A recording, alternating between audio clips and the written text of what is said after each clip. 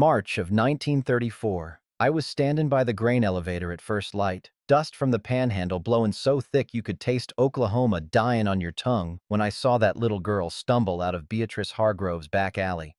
She couldn't have weighed more than a sack of seed corn, moving like her legs didn't quite belong to her anymore. When she turned and the morning sun hit her through that torn dress, I seen her back. Welts crisscrossed like railroad ties, some fresh bleedin', some scabbed over in layers that said this weren't the first time, nor the second, nor the 10th. Clementine Watts, 11 years old, deaf since birth, and beaten damn near to death by a woman the whole town called a Christian saint. I reckon that's when I decided a man's word meant more than his life. By dawn the next day, either we'd both be free, or they'd bury us 6 feet under that red dust together. March 14th, 1934, 5:47 in the morning. The grain elevator groaned like a dying animal every time the wind hit it sideways, which out here in Mercy Ridge meant damn near always.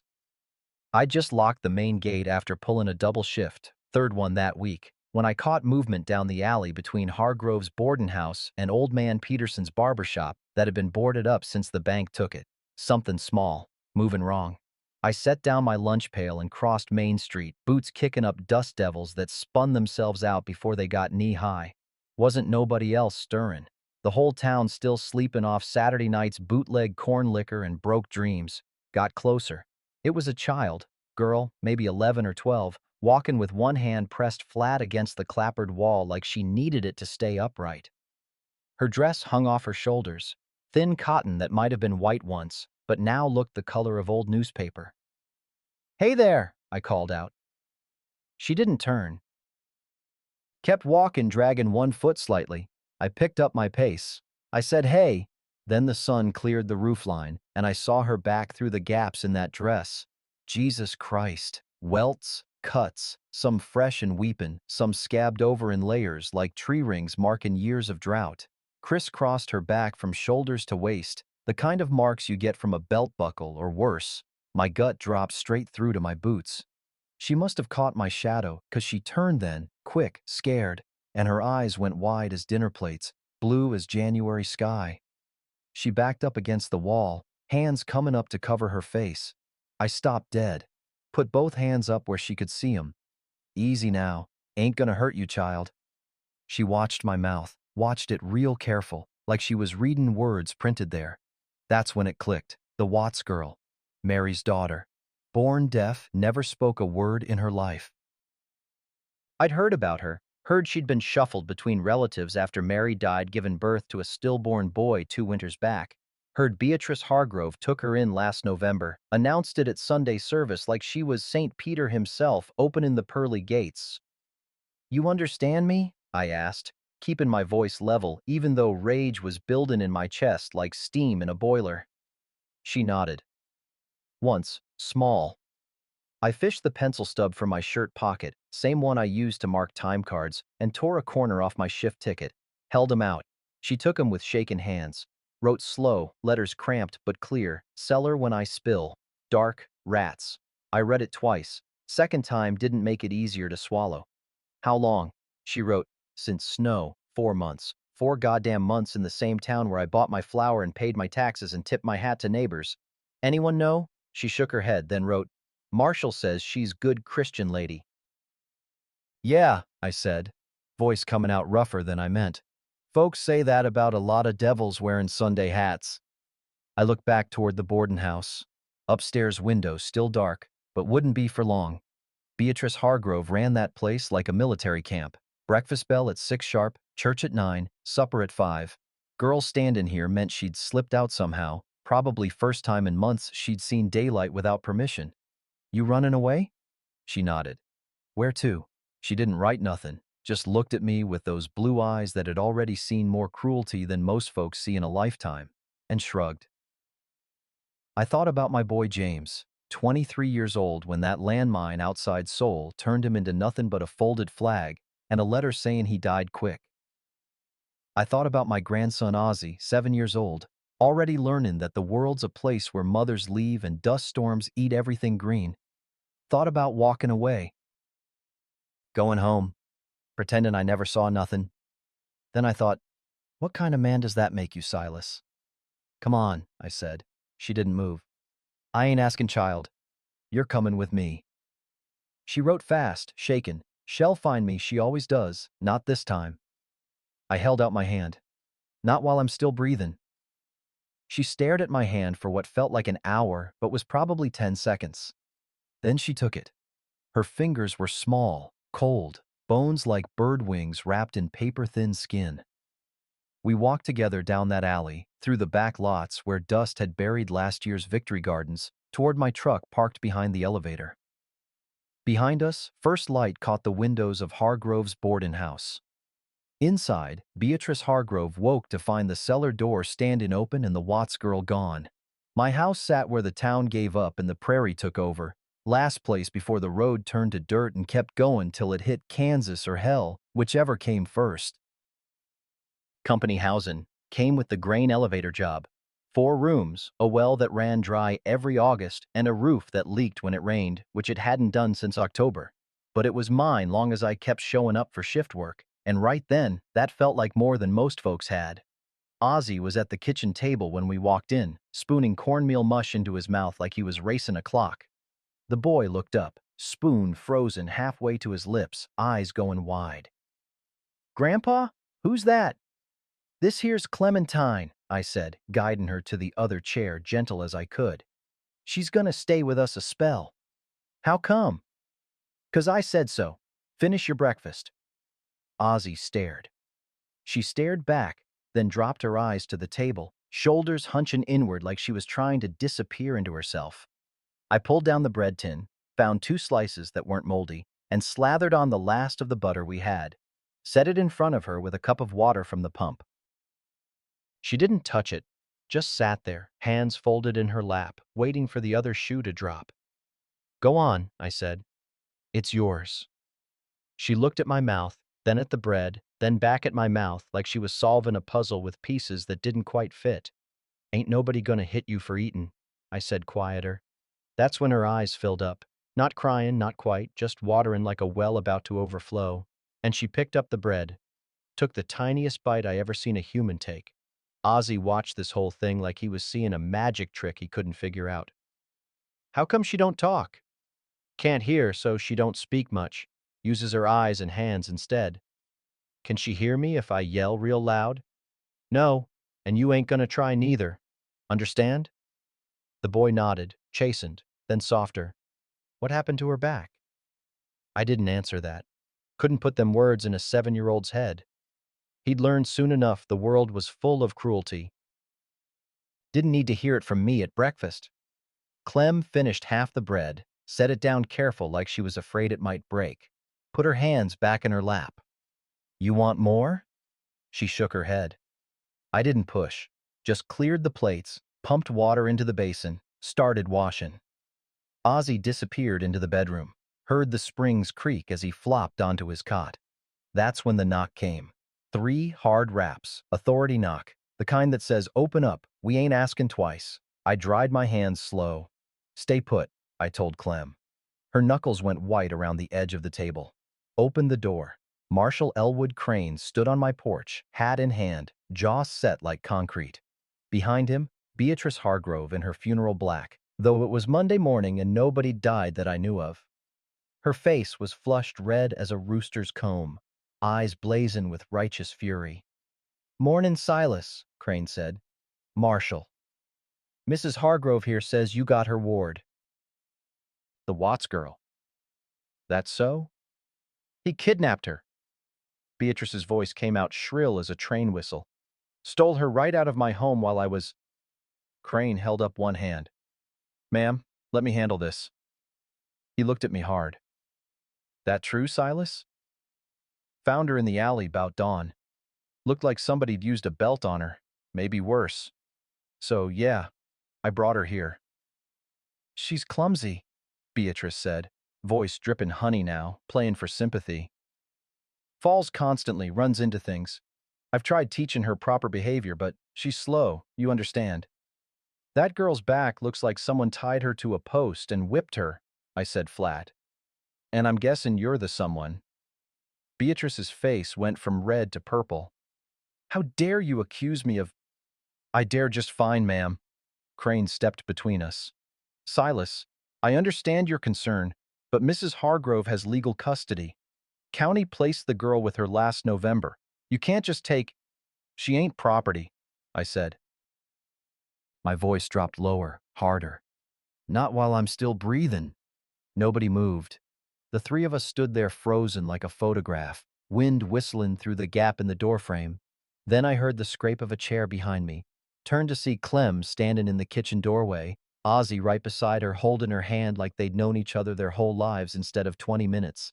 The girl looked straight at Beatrice Hargrove. No fear in those blue eyes now, just something cold and final, like a door slamming shut for good. She raised one hand, pointed, held it there steady as a rifle sight. Beatrice actually stepped back. Mrs. Hargrove, Crane said carefully, maybe we should discuss this at my office. This isn't over. Beatrice turned on her heel, skirts snapping like a flag in a storm. You'll hear from the county, Mr. Cord. And when they drag that ungrateful little wretch back to where she belongs, you'll wish you'd minded your own business. She stalked off toward her Ford parked at the curb, engine still ticking from the drive over. Crane lingered on my porch, hat in both hands now, turning it slow. Silas, he said quiet, you're putting yourself in a tight spot. Wouldn't be the first time. She's got friends on the town council. Half of them owe her money or favors. They can make things real difficult.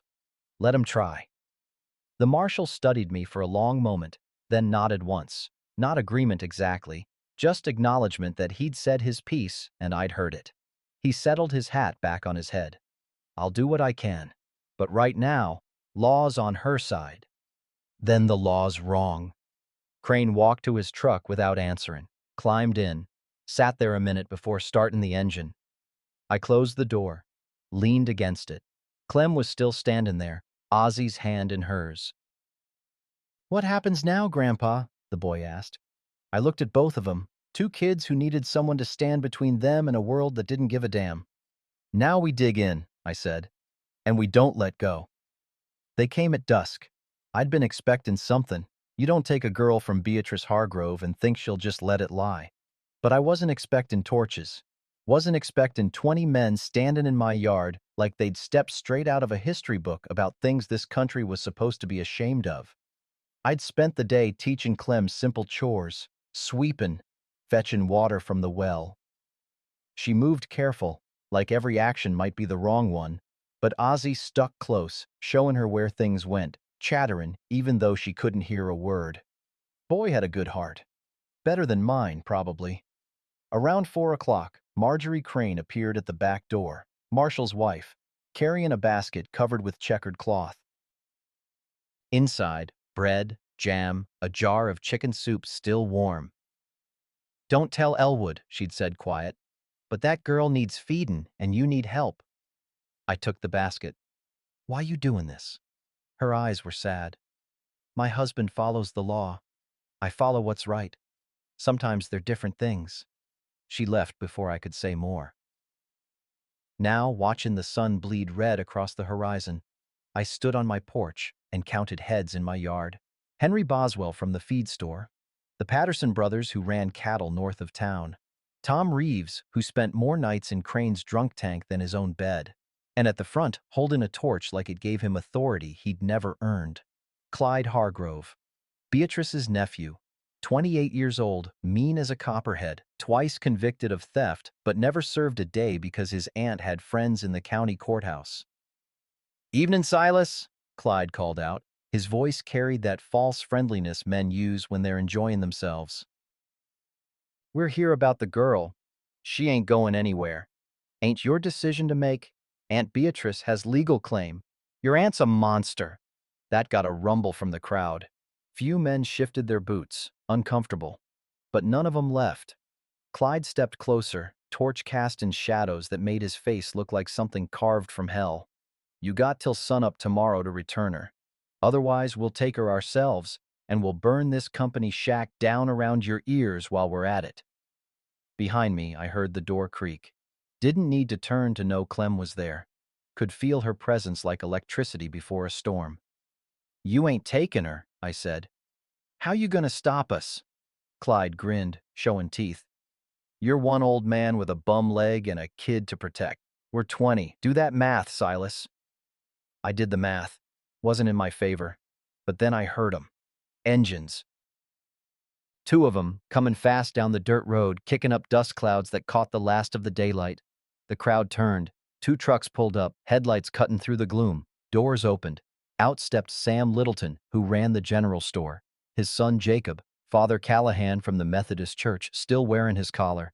And behind them, Jesus Christ, Marshall Crane himself, rifle across his chest, face hard as granite. What's this now? Clyde's grin faltered like a candle in wind. Crane stepped forward, boots crunching gravel. This is me doing my job. He looked at the crowd. Which is keeping the peace, and this here ain't peaceful. We're just talking, Clyde said. 20 men with torches ain't talking, it's threatening. Crane's voice dropped lower. And I don't abide threats in my town. Your town? Clyde laughed, but it sounded hollow now. Last I checked, the town council runs things. And they're on Aunt Beatrice's side. Council meets Tuesday mornings, Sam Littleton said, stepping up beside Crane. This is Monday evening, and right now, Marshall Crane's word is law. Father Callahan moved forward too, hands clasped like he was about to deliver a sermon. Matthew 7, verse 12. Do unto others as you would have them do unto you. Any man here want to be dragged from his home at torch point? Silence. Didn't think so, Callahan said. The crowd started shifting, men looking at their boots, at each other, anywhere but at Clyde or the porch where I stood. Henry Boswell was first to break, dropped his torch in the dirt, stomped it out. This ain't right, he muttered. I got daughters. He walked back to his wagon. Two more followed, then three. Clyde's face went red as his torch. You're all cowards. She's got legal. Go home, Clyde, Crane said. Not loud. Didn't need to be. Before I remember that warrant for drunk and disorderly from last Saturday still ain't been served. Clyde stood there another moment, jaw working like he wanted to say something that'd save face. But there wasn't nothing to say. His crowd was melting away, trucks and wagons pulling out, men muttering excuses about early shifts and sick livestock. Finally, Clyde spit in the dirt at Crane's feet and walked off into the dark. The yard emptied. Dust settled. Just me, Crane, Sam, Jacob, and Father Callahan standing there in the twilight. Thank you, I said. Crane shook his head. Don't thank me yet. This ain't over. What do you mean? I mean Clyde's right about one thing. Beatrice has friends. Powerful ones. They'll come at you different next time. Legal-like. Sam clapped my shoulder. Then we'll be here for that too. They left one by one, Crane last, lingering at his truck like he had more to say but couldn't find the words. I watched him go, then turned to head back inside. That's when I saw it. Hanging from the porch beam where the roof overhang met the post. A rope. Noose tied neat and professional, swinging gentle in the evening breeze. Ozzie came out, saw it, went pale. Grandpa, what's that mean? I reached up, yanked it down, twisted it in my hands till the knot came undone. Means they ain't done trying to scare us. Clem appeared in the doorway, holding her composition book. She'd been writing something. Held it up. Will they kill us? I looked at her, at those blue eyes that had already seen too much, and I couldn't lie. They'll try, I said. But they'll have to go through me first. She wrote again. Why are you doing this? And that was the question, wasn't it? Why risk everything for a deaf girl I'd known less than a day? 'Cause it's right, I said, and sometimes that's reason enough. She stared at me a long moment. Then she did something I wasn't expecting. She stepped forward and wrapped her thin arms around my waist, held on tight. I stood there, hands hovering awkward, not sure what to do. Then I put one hand on her head, gentle. We're gonna be all right, I said, though I wasn't sure I believed it. But damn if I wasn't gonna try. Next morning, I woke to silence. Not the peaceful kind, the wrong kind. The kind that sits on your chest like a feed sack and makes you check the windows before you even swing your legs out of bed. Clem was already up, folding the blanket I'd given her for the floor. She'd refused the cot, insisted on sleeping by the stove like that's where she belonged. Gonna take time to teach her she was worth more than floor space. Ozzy stumbled out, rubbing his eyes. Grandpa, I'm hungry. We all are, boy. Sit. I scraped together what we had. Yesterday's cornbread crumbled into milk, 3 eggs from the henhouse. Stretched it thin between the 3 of us.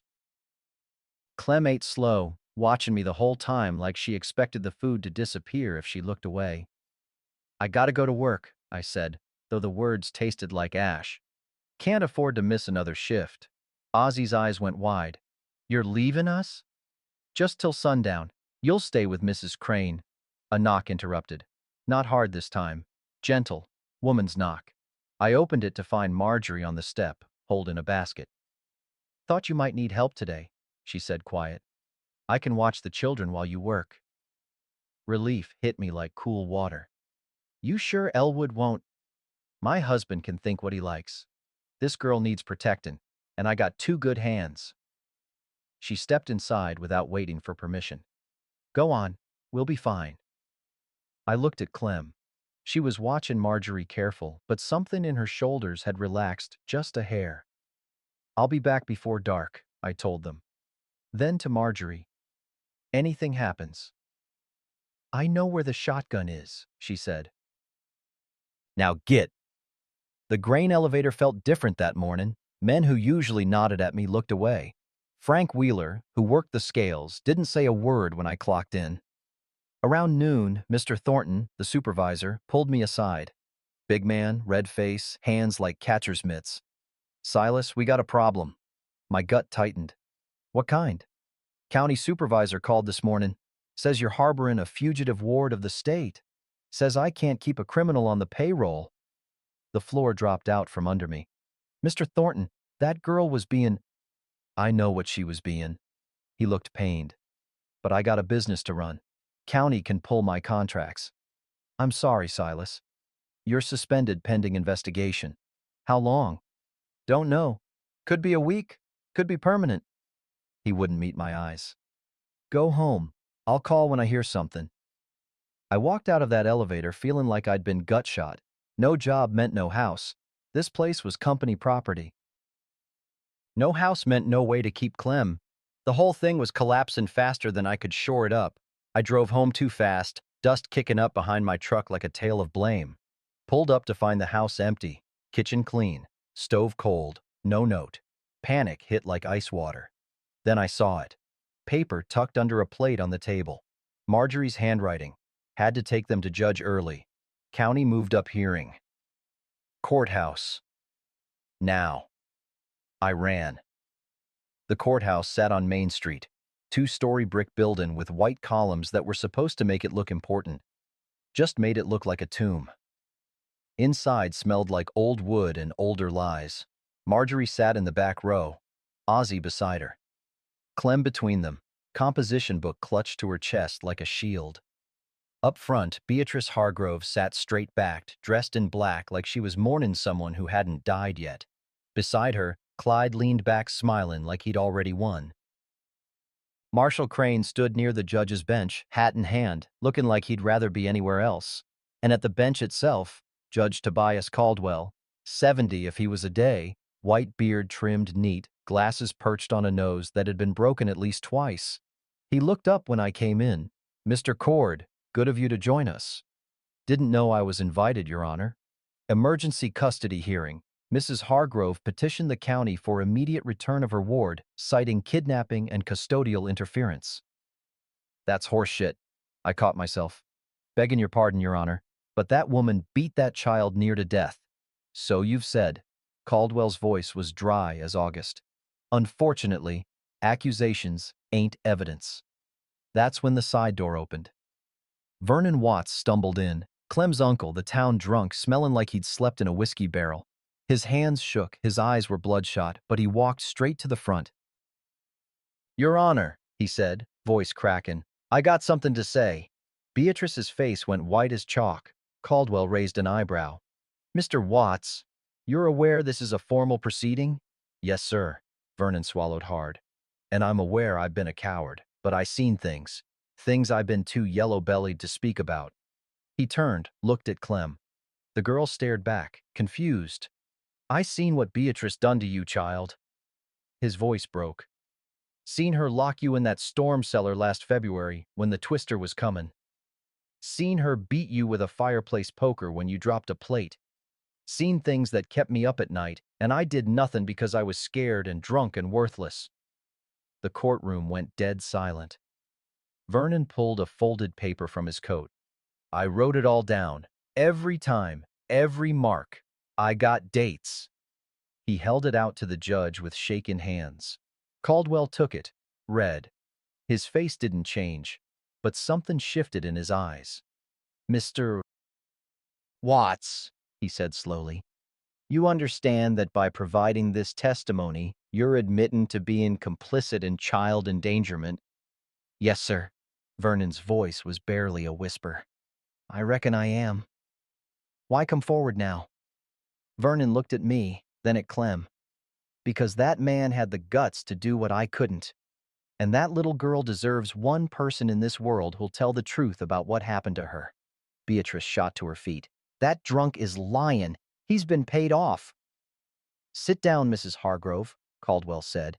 "I will not sit and listen to—" "Sit down." She sat. Caldwell looked at the paper again, looked at Vernon, then at Clem. "Miss Watts, come here, please."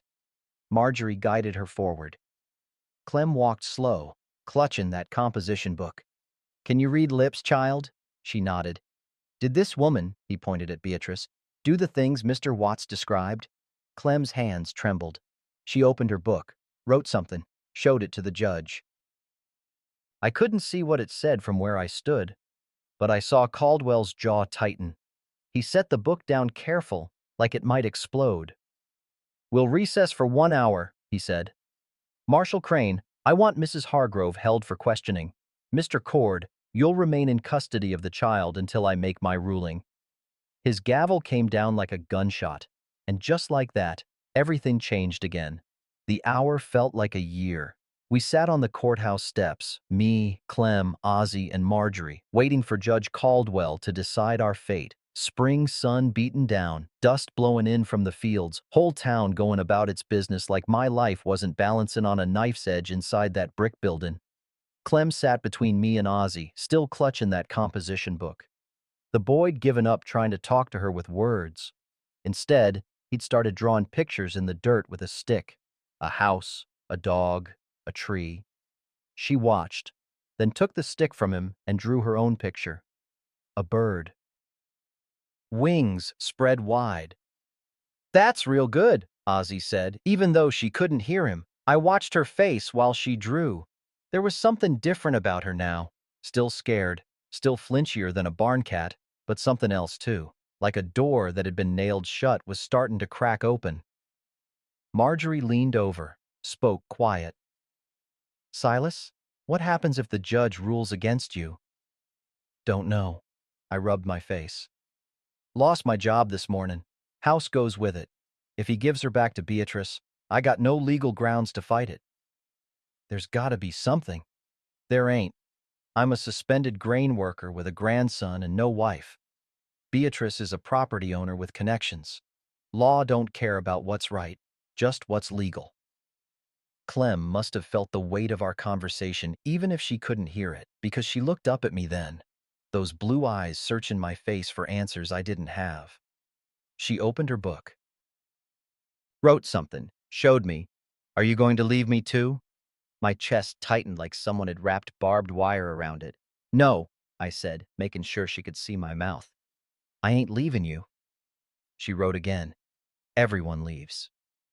I took the pencil from her hand, gentle, and wrote in her book myself. Letters big and clear. "Not me. I promise." She stared at those words for a long time. Then she did something I wasn't expecting. She reached over and took my hand, held it with both of hers, small fingers wrapped around my calloused palm like she was holding on to the last solid thing in a flood. I squeezed back. Ozzie watched this, then grabbed her other hand. The three of us sat there like that, connected, while the world kept spinning and the wind kept blowing, and somewhere inside that courthouse, strangers decided whether we got to stay a family. The door opened. Marshal Crane stepped out, face unreadable. Judge is ready. We filed back in. The courtroom felt smaller now, air thicker. Beatrice sat in the same spot, but her lawyer was there now. Slick man from Oklahoma City in a suit that cost more than I made in 6 months. Judge Caldwell settled into his chair, papers spread before him. He didn't look up right away, just read, slow and careful. Finally, I've reviewed Mr. Watts's testimony. I've read Miss Clementine's written account. I've examined the medical documentation that Dr. Patterson provided. Yes, Mrs. Hargrove, he came forward during the recess with records of treating this child for injuries you claimed were accidents. Beatrice's lawyer stood. Your Honor, my client. Sit down, counselor. I'm not finished. Caldwell removed his glasses, rubbed the bridge of his nose. I've been on this bench for 32 years, served as circuit judge through the worst of Reconstruction, watched this state claw its way through drought and depression.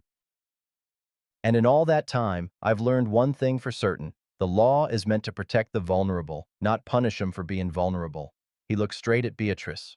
You, madam, have committed fraud against the county, collected payments for a child's care while providing nothing but cruelty. You violated the sacred trust placed in guardians. Her lawyer tried again. Your Honor, if we could discuss, I said, sit down. Caldwell's voice could have cut glass. He turned to me. Mr. Cord, you've acted outside legal channels. Technically, you committed custodial interference. My heart dropped. However, he continued, given the circumstances, I'm dismissing all charges against you. Furthermore, I'm granting you emergency temporary custody of Clementine Watts, effective immediately. The air left my lungs. Mrs. Hargrove, you're under arrest for fraud, child endangerment, and assault. Marshal, take her into custody. Beatrice shot to her feet. This is outrageous. I have rights. You had responsibilities, Caldwell said coldly. You failed every single one. Marshal. Crane moved forward, cuffs in hand. Beatrice's face went from red to purple, words pouring out in a stream of threats and curses that made Father Callahan wince in the back row. As Crane led her out, she turned and locked eyes with me. This ain't over, Cord. My family has reach. You'll regret. The door slammed behind her. Judge Caldwell cleared his throat.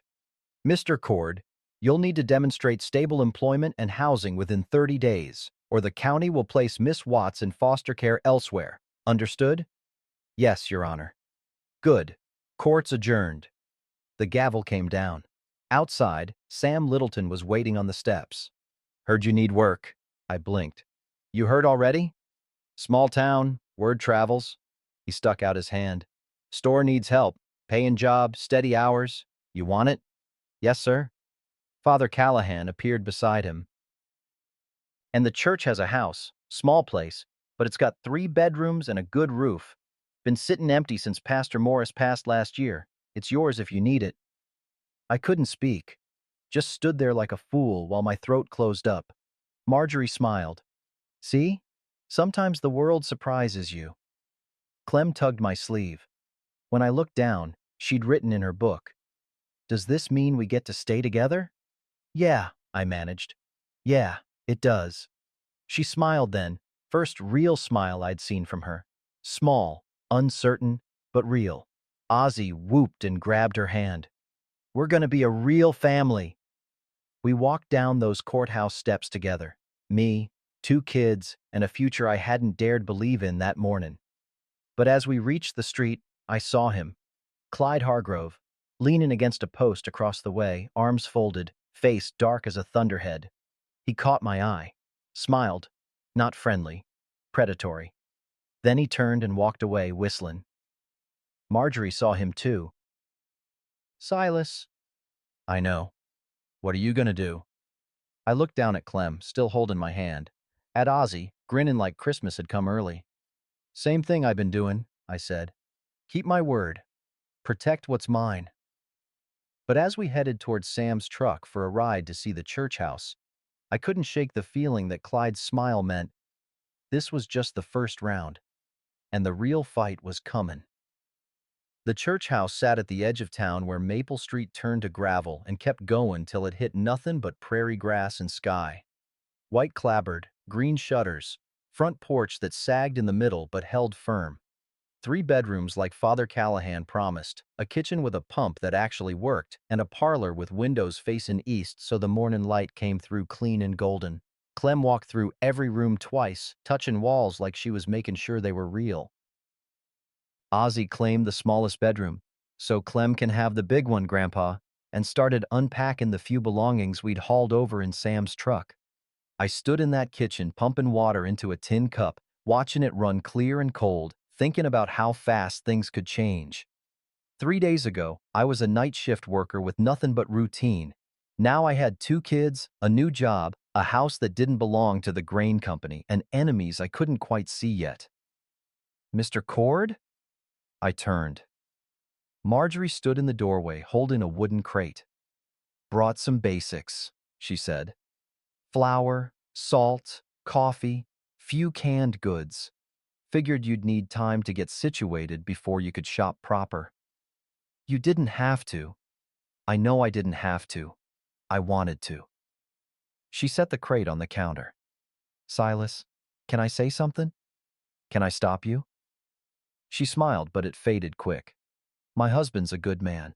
Follows the law because he believes in order, in doing things right. But sometimes—" She paused. "Now, sometimes the law and what's right ain't the same thing, and he knows it. It tears him up inside." "Why you telling me this?" "Because he came home last night and didn't say a word through supper, just sat there pushing food around his plate. Then he looked at me and said, 'I hope Silas knows what he's doing. That girl needs protecting, and I can't always be the one to do it.'" I set down the cup. "He said that?"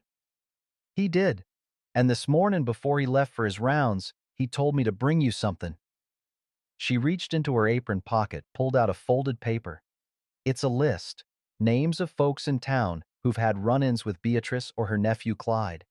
Folks who might be willing to speak up if things go sideways again." I unfolded it. 12 names. Some I recognized, some I didn't. "Elwood can't be seen giving you this," Marjorie said quiet. "But he wanted you to know you ain't alone. When the time comes, and it will come, these people will stand with you." My throat got tight. "Tell him. Tell him thank you. Tell him yourself. He'll be by tomorrow to check on things. Official-like, so nobody questions it." She headed for the door, then stopped. "Oh, and Silas, I've been teaching Clem some proper sign language, not just lip reading. There's a whole language deaf folks use, hand signs and such. She's quick. Picks it up faster than I can teach it." "Where'd you learn that?" Her eyes went distant. "Had a brother, born deaf, died young. Scarlet fever took him when he was 9. My mother learned sign language from a traveling teacher, taught it to all of us. Been years since I used it, but it's coming back." She smiled sad. "Maybe that's why I feel so strong about helping that girl. I see my brother in her eyes." After she left, I found Clem in the parlor, standing by the window, watching the sun drop toward the horizon. Ozzy'd fallen asleep on the floor, worn out from excitement and moving boxes. I walked over, stood beside her. She glanced up at me, then back out the window.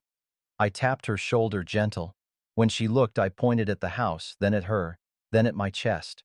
Tried to sign what Marjorie had been teaching me. "This, your home." Her eyes went wide. She signed back, clumsy but clear. "Really?" I nodded. Signed, "Really." She threw her arms around me then, hugging tight, face pressed against my shirt. I felt her shoulders shake and realized she was crying, quiet, the way deaf folks cry when they can't hear their own sobs. I held her, didn't say nothing, just held on. When she finally pulled back, she wiped her eyes and signed something I didn't understand. She saw my confusion, grabbed her composition book, wrote, "Thank you for not leaving me in the dark." Before I could respond, someone pounded on the front door.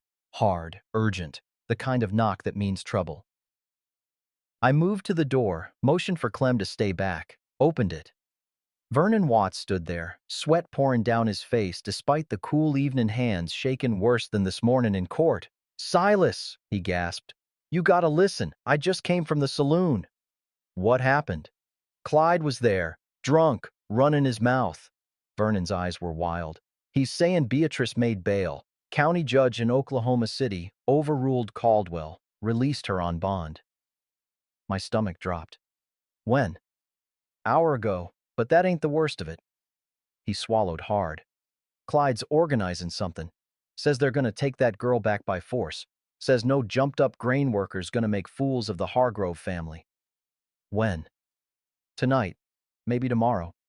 He wouldn't say exactly, but he was recruiting, offering money to anyone who'd help. I looked back at Clem, still standing in the parlor, watching us with those blue eyes. How many men? Least a dozen. Maybe more. Vernon's voice cracked. Silas, I'm sorry. I know I ain't been worth a damn, but I'm telling you now, they're coming. And when they do, it ain't gonna be torches and tough talk. It's gonna be worse. Through the window, I saw dust rising on the far road. Vehicles. Multiple. Headlights cutting through the dusk. Coming our way. Get inside, I said. What are you gonna— I said get inside. I grabbed the shotgun Father Callahan had left in the closet. Just in case, he'd said, and checked the loads. 2 shells. That's all I had. Outside, the engines got louder. Clem appeared beside me, face pale. She signed. What's happening? I looked at her. At Ozzy, waking up now, rubbing his eyes. At Vernon, shaken in the doorway. Judgment, I said. Judgment's coming. The vehicle stopped 50 yards from the house. 4 trucks. 2 cars. Headlights blazing through the dusk like searchlights. Engines idling loud enough to rattle the windows. I counted shadows moving between the beams. 15, maybe 20 men. Clyde Hargrove stepped into the light first, shotgun cradled in his arms like he was going hunting. Behind him, more men with rifles, axe handles, lengths of chain. But then a different vehicle pulled up. Black sedan, official-looking. Door opened, and out stepped Marshal Crane, moving slow and deliberate between the mob and my porch. That's far enough, Clyde, Crane called out. Step aside, Marshal. This is family business. Family business don't involve 20 armed men on private property. Clyde spit in the dirt. Judge in Oklahoma City released my aunt. That means the girl goes back to her rightful guardian. We're just here to collect what's ours. Judge Caldwell granted Mr. Cord temporary custody, Crane said. That order's still in effect. Caldwell's a county judge. State judge overrules county. You know that. Clyde stepped closer. Now you gonna move, or do we have to move you? I stood on the porch, shotgun across my chest, watching this play out. Behind me, Vernon had Ozzy and Clem pressed against the back wall, his body between them and the door. Crane didn't budge. You take one more step, I'll arrest every man here for trespassing and attempted kidnapping. On whose authority? We got papers. Clyde waved a document. Signed and sealed, legal as Sunday. My heart sank. He was right. If a state judge had overruled Caldwell, I had no legal ground to stand on. That's when the second vehicle arrived. Old Ford pickup, engine knocking paint faded to primer gray. It pulled up beside Crane's sedan, and out climbed Judge Tobias Caldwell himself, still wearing his courtroom clothes, face hard as January frost. What in the hell is going on here? He demanded. Clyde faltered. Your Honor, we got papers from Judge Morrison in Oklahoma City. He ruled. I know what Morrison ruled. He called me 2 hours ago. Caldwell walked forward, slow but steady. And I explained to him certain facts he wasn't made aware of. Facts about county fraud investigations, federal charges for child endangerment, and a little matter of witness intimidation. We ain't intimidating nobody. 20 armed men ain't intimidation? Caldwell's voice could have stripped paint. Boy, I've been on the bench since before your daddy was born. Don't insult my intelligence. He pulled papers from his coat pocket. Judge Morrison reversed his decision based on new evidence. Mrs. Hargrove's bail is revoked, warrant issued for her immediate arrest, and you, Clyde Hargrove, are in violation of a restraining order issued 1 hour ago prohibiting you from coming within 500 feet of that child. The crowd shifted, murmurs spreading like fire through dry grass. Clyde's face went red. You can't. I can, and I did. Now you got 2 choices, disperse peacefully, or I call the state police and they haul every one of you to county lockup. What's it gonna be? For a long moment, nobody moved. Wind whistled through the gap between house and barn. Somewhere down the street, a dog barked. Then one man at the back of the crowd, Henry Boswell, lowered his rifle. I ain't going to jail for this. He turned and walked to his truck. Two more followed, then five. The mob was melting like spring snow. Clyde stood there, jaw working hands tight on his shotgun. This ain't over, he said, but his voice had lost its edge. Yes, it is, Caldwell said. You just don't know it yet. Clyde stared at me across that distance, hatred burning in his eyes like coals, then spit again and stalked back to his truck. Engines fired up, vehicles pulled away one by one, taillights disappearing into the dark. Finally, it was just Crane, Caldwell, and silence. The judge walked up to my porch, climbed the steps with a grunt. You got coffee? Yes, sir. Then make some. We need to talk. Inside, I put the pot on while Caldwell settled at the kitchen table. Clem peeked around the corner, eyes wide. Ozzy clung to Vernon, who looked like he might pass out from relief. That order I mentioned, Caldwell said, it's real. Got a friend who's a federal prosecutor. Called in a favor. Beatrice Hargrove's facing charges that'll put her away for years. She won't be bothering you again. What about Clyde? He violates that restraining order. He goes to jail. Simple as that. Caldwell accepted the coffee I poured, took a long sip. But here's the problem, Silas.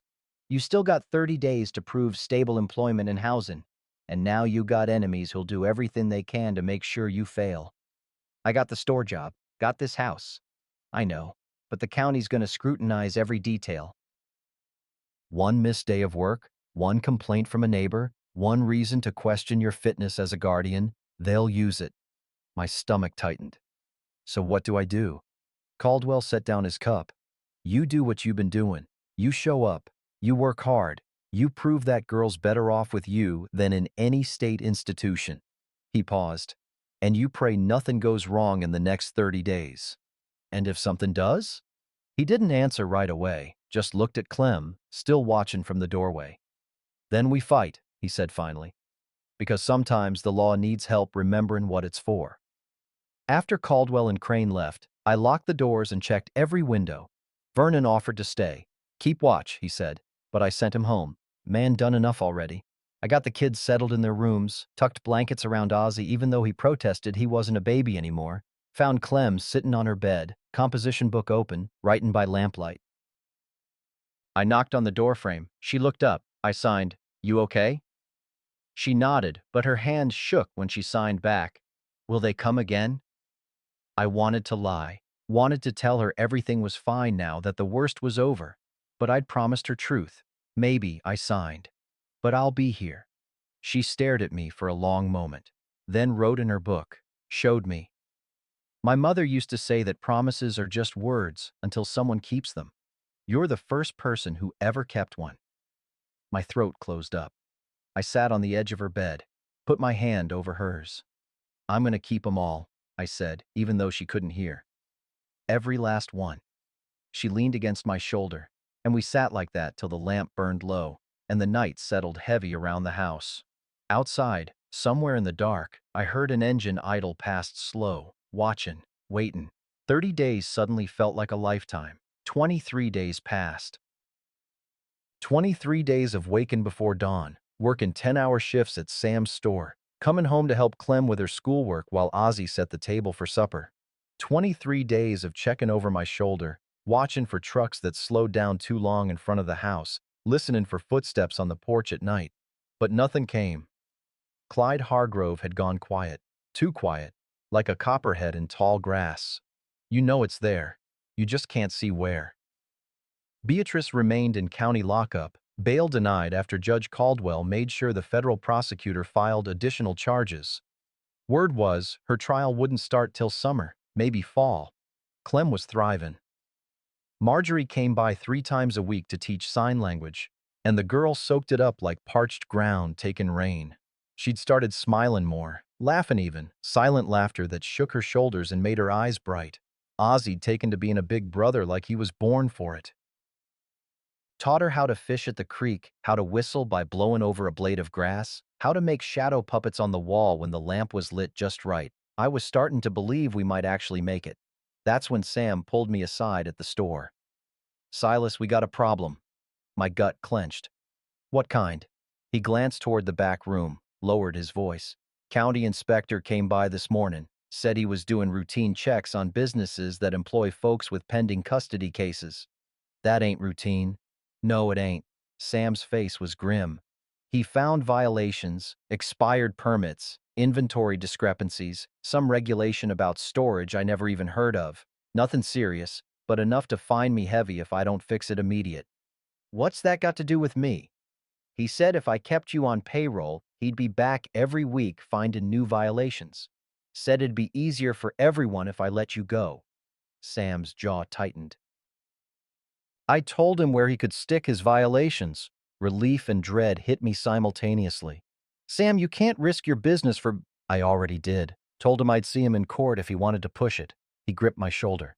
But Silas, this is coordinated. Someone's pulling strings, trying to choke you out without getting their own hands dirty. That night, I sat at the kitchen table with the list Marjorie had given me. 12 names of folks who'd had troubles with the Hargroves. I'd been putting off reaching out, hoping I wouldn't need to. Time to stop hoping. I started with the first name, Emma Pritchard, widow who ran the sewing shop. I walked over next morning before my shift. She answered the door with flour on her hands, suspicious eyes.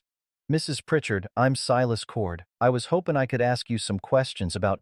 I know who you are. She started to close the door. Please, just 5 minutes. She hesitated, then opened it wider. 5 minutes. No more. Inside, she poured coffee neither of us touched. Marjorie Crane said you might be willing to talk about your dealings with Beatrice Hargrove. Emma's face hardened. What's there to talk about? Woman cheated me out of 6 months' rent when I leased space in her building. Took me to court, lied under oath. Judge ruled in her favor because she had better lawyers. You have proof? Had receipts. Had letters. Judge didn't care. She looked at her hands. That was 8 years ago. I lost everything. Had to start over from nothing. Would you testify to that now? Why? What good would it do? Because she's facing federal charges. And if enough people come forward showing a pattern of fraud and manipulation, it strengthens the case against her. Means she can't do this to anyone else. Emma stared at me for a long time. You really think it'd matter? I think silence is what she's counting on. She nodded slowly. I'll talk to a lawyer. See what I can do. I worked through the list. Not everyone would speak. Some were too scared, some too beaten down. But 5 people agreed to come forward. 5 stories of fraud, intimidation, false testimony. On day 27, I got called to Marshal Crane's office. He sat behind his desk, face unreadable. Silas, I need you to sit down. My heart dropped. What happened? Got a call from the federal prosecutor this morning. They've been investigating Beatrice's finances based on the custody case. He paused. Found something interesting. What? She's been receiving county payments for foster care, not just for Clem, but for 4 other children over the past 12 years. All of them listed as in her care. All of them disappeared from records after a few months. Cold washed over me. What do you mean disappeared? I mean no transfer paperwork, no adoption records, just gone. Crane leaned forward. Silas, they're opening a criminal investigation. They think those children might have been trafficked or worse. The room spun. Jesus Christ. There's more. He pulled out a file. One of those children was named Sarah Watts, Clementine's older sister, placed with Beatrice 9 years ago when their mother first got sick. I couldn't breathe. Where is she now? Don't know. Records say she was transferred to a family in Kansas, but when federal agents checked, that family don't exist. Address is fake, papers are forged.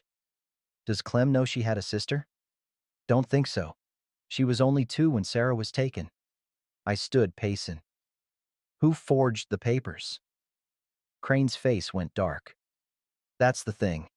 Papers were filed by a county clerk named Douglas Winters. He's been in that position for 15 years, handles all foster placements, adoptions, custody transfers. Where is he now? That's what I wanted to tell you. Crane stood. They arrested him this morning. Found him at Clyde Hargrove's house. Turns out he's Beatrice's cousin. Been helping her run this operation for over a decade. The pieces fell into place. The sudden bail, the inspector harassment, the coordinated pressure. Winters was the one pulling strings, I said. Not anymore. Federal agents got him in custody, and he's talking. Giving up names, dates, everything. Crane almost smiled. Turns out when you're facing 20 years in federal prison, loyalty gets real thin. What happens now? Now the case against Beatrice gets a whole lot bigger. And your custody hearing in 3 days? He handed me a paper. Judge Caldwell's making it permanent. County's dropping all objections. I stared at the paper, words blurring. Silas, you won. I sat down hard. What about the other children? FBI's tracking them down. Might take time, but they'll find them. He paused. If they're still alive. That night, I told Clem about her sister. She sat frozen, composition book in her lap, eyes wide with something between hope and horror. What was her name? She signed. Sarah, I said, signing it clear. Tears streamed down her face, not sad tears, not exactly. Something else, like a door in her memory had just opened and light was pouring through. She wrote, I remember her. She sang to me. I couldn't hear it, but I felt the vibrations when she held me. We're gonna find her, I said. I promise. She nodded, clutching the book to her chest. Outside, headlights swept across the window, a car pulling up slow. I tensed, hand moving toward the shotgun. But it was just Marjorie, climbing out with another basket, smiling like she had good news. Silas, she called. You're not gonna believe what just happened. I opened the door. What? Clyde Hargrove just got arrested. Turns out he was part of it too, helping move children, taking payoffs. They got him on racketeering charges. The weight I'd been carrying for 27 days finally lifted. It's over, Marjorie said. It's really over. But as I looked at Clem, still crying quiet tears for a sister she barely remembered, I knew it wasn't over. Not until we found Sarah. Not until every child Beatrice had stolen got brought home. The fight had changed. But it wasn't finished. Day 30, final custody hearing. The courthouse was packed, not just with lawyers and officials, but with townspeople. Sam Littleton and his family, Father Callahan, Emma Pritchard, and the other folks who'd come forward with testimony. Even Henry Boswell, hat in hand, standing in the back like he was witnessing history. Judge Caldwell entered. Everyone rose, and I felt Clem's hand slip into mine. She was wearing a new dress Marjorie had made, blue as her eyes, clean and pressed. Ozzie stood on her other side in his Sunday clothes, hair slicked down with water. Be seated, Caldwell said. He shuffled papers, took his time, finally looked up. In the matter of permanent custody for Clementine Watts, this court has reviewed all evidence, testimony, and federal findings regarding the Hargrove fraud case. My heart hammered. Mr. Cord has demonstrated stable employment, adequate housing, and most importantly, has provided this child with safety and care she was systematically denied by her previous guardian. Therefore, I'm granting full permanent custody to Silas Cord, effective immediately. The courtroom erupted, people clapping, some crying. Ozzie whooped loud enough to make heads turn, but Caldwell wasn't finished. He raised his hand for quiet. However, there's one additional matter. He looked at me. Mr. Cord, you're aware that federal investigators have been searching for Clementine's sister, Sarah Watts. My chest tightened. Yes, Your Honor. I'm pleased to inform you, and Miss Clementine, that as of yesterday evening, Sarah Watts was located. Clem's hand clenched mine so hard I thought bones might break. She was placed with a family in Tulsa under a false name. That family, while unaware of the fraud, had been good to her. However, given the circumstances and Sarah's age, she's now 20 years old, she's been given a choice about her future. The courtroom went dead silent. She's asked to be here today. The back door opened. A young woman stepped through, tall, slender, with the same blue eyes as Clem, the same dark hair. She wore a simple dress, carried a cloth bag, and moved with the careful uncertainty of someone walking into a dream they're afraid might shatter. Clem saw her, froze. Then her whole body started shaking. Sarah walked down the aisle slow, eyes locked on her sister. When she reached us, she knelt down so they were eye level. She signed, "Clementine, do you remember me?" Clem's mouth opened, but no sound came. Tears streamed down her face. She signed back, hands trembling. You sang to me. You remember. Sarah's face crumpled. I thought you'd forgotten. I felt it. Here. Clem put her hand over her heart. Sarah pulled her into a hug so tight I thought they might fuse together. Both of them crying now, silent sobs that shook their shoulders while the whole courtroom watched. Judge Caldwell cleared his throat, eyes suspiciously bright. Miss Sarah Watts has expressed a desire to remain close to her sister. Mr. Cord, the court would like to know if you'd be willing to provide housing for both sisters. I couldn't speak, just nodded. Then it's settled. This court grants custody of both Clementine and Sarah Watts to Silas Cord. Case closed. The gavel came down one final time. Outside, the afternoon sun was warm for March, spring coming early, bringing green shoots through all that dust and death. Sarah knelt beside Clem on the courthouse steps, signing fast, both of them laughing and crying at once. Ozzie hovered close, grinning like he'd just gained not one, but two sisters. Marjorie appeared beside me, dabbing her eyes. You did it.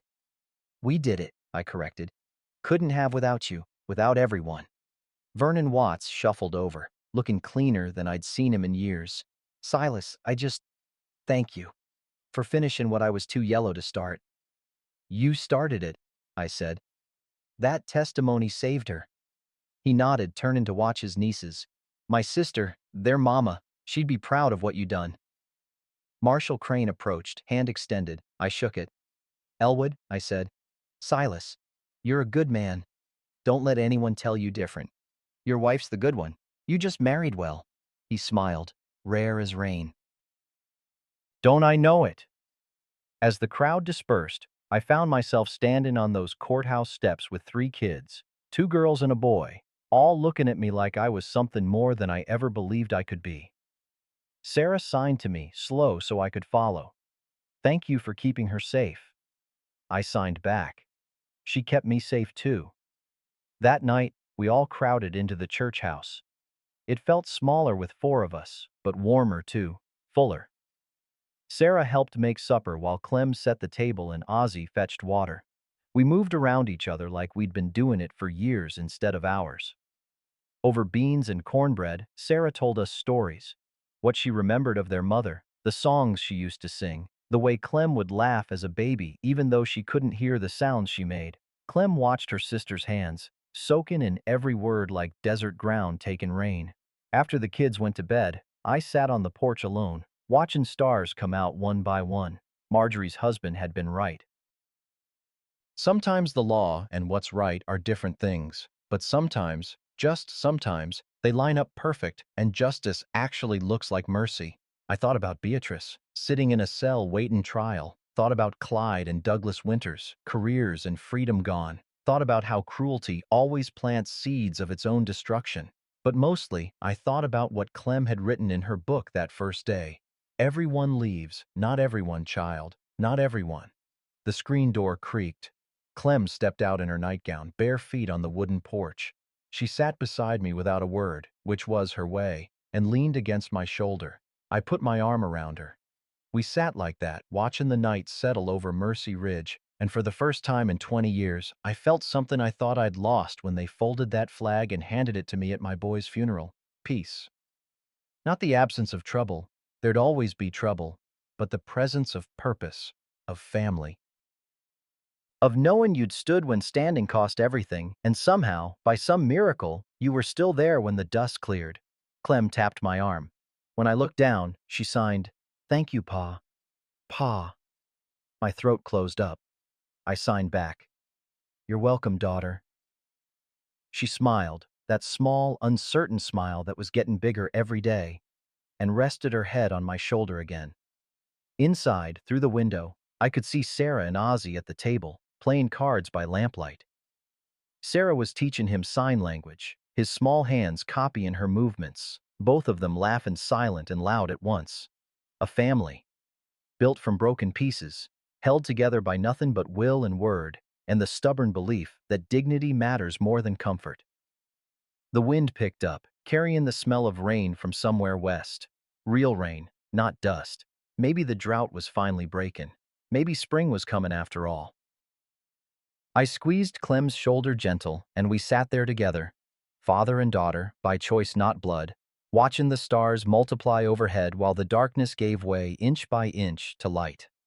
That was March of 1934. 15 years ago come spring. Clem's 26 now. Married a teacher from Tulsa. Good man, patient, learned sign language before he ever proposed. They got 2 girls, both hearin', and Clem teaches them to sign anyway. Says everybody should know how to listen without ears. Sarah runs a home for displaced children over in Oklahoma City. Helps kids who've been through what she went through. Says she can spot the broken ones because she used to be one. Ozzy made it back from the Pacific in 45, thank God. Works with me at the store now. Sam left it to us when he passed in 47. Ozzy's got 3 boys, loud as summer thunder, every one of them. Marshall Crane died in 41. Hart gave out breaking up a saloon fight. Marjorie still brings us Sunday dinner once a month. Best friend I ever had. Beatrice Hargrove served 8 years federal time. Got out in 42, moved to Wichita Falls. Heard she volunteers at a school for deaf children now. Never apologized, never spoke to us again. But sometimes people change without saying so. The Dust Bowl ended. Rains came back in 38. Town's still small, but it survived. So did we. People ask me sometimes, usually over coffee gone cold while they work up the courage, they ask if it was worth it, losing that first job, nearly losing everything, becoming an enemy to folks with power. And I tell 'em, son, I spent 20 years grieving a boy I couldn't save. Clem gave me a chance to save someone. That ain't burden, that's grace. Dignity don't cost nothing but courage. And courage don't cost nothing but deciding the person in front of you matters more than the comfort behind you. If this story touched something in you, if you've ever been that scared kid, or that man who had to choose, or if you're wondering whether you'd have the guts to stand when standing costs everything, drop a comment below. Tell me where you're listening from. Tell me who you chose to stand up for, because every one of us gets that choice eventually, and the world you leave behind depends on which way you turn when it comes. Until next time, may your word be your bond, and may you never walk past someone who needs you. This is Silas Cord signing off from Mercy Ridge, Oklahoma, where the dust finally settled and the light came back.